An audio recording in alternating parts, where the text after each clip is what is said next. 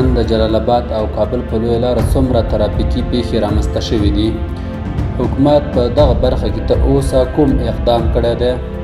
د دغو پیښو تر شا څه دي؟ دا پیښې یوازې د بې احتیاطۍ له وجې رامنځته کیږي.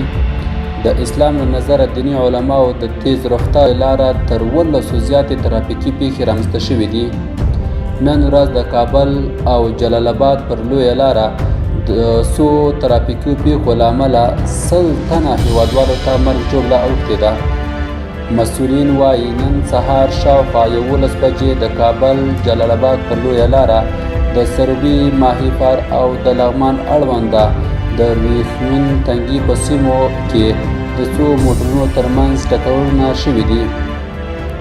دوی زیاته کړه چې په دې ترافیکي پیښو کې یوازې په یوه ترافیکي پیښه کې 15 تنه مړه شوي او 3 نور ټپیان شوي دي چې په مړو او ټپیانو کې ښځې او ماشومان هم شامل دي.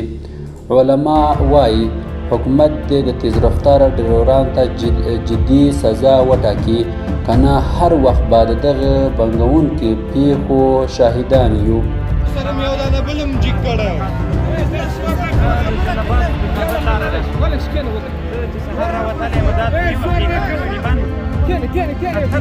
شهیدان شوي یو موټر چپه شوی ده. ټولو مسلمانانو نه افغانانو نه یعنې دا شرعاً که سړی فکر وکړي چې موټروان ته ټول مسؤلیت لري، ځکه د ده له لاسه داسې وشوه. په احتیاط باندې به تللی وي. د اسلام له لحاظه دا ناروا ده. موټروانانو ډېرورو دغه د هر کور غریبانان خلک دي، بیچارهګان اولادونه بې پاکه وي. د الله په خاطر باندې د لارې سره احتیاط وکړي. ظلم ده، ناروا ده، زنانه پکې دي.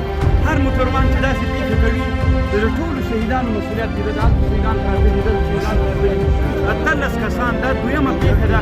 لاره کې چې موږ راتللو هلته زموږ مخکې یو سړی مړ شو، یو بل زخمي و. د الله په خاطر ډریورانو مسؤلیت مو د شرعاً مو مسؤلیت ده، د امارت مسؤلیت ده چې داسې موټروان مو ګیر کړو چې انسانان نه وژل کېدل، بندي یې کړي، زندان ته یې واچوئ. شیخ صاحب مبارکه دا جمعه قدره موږ وایي ایسې یې پرېږدي. مسؤلیت د امارت مسلمانانو، د امارت مشرانو دی چې توجه وکړي. هره ورځ داسې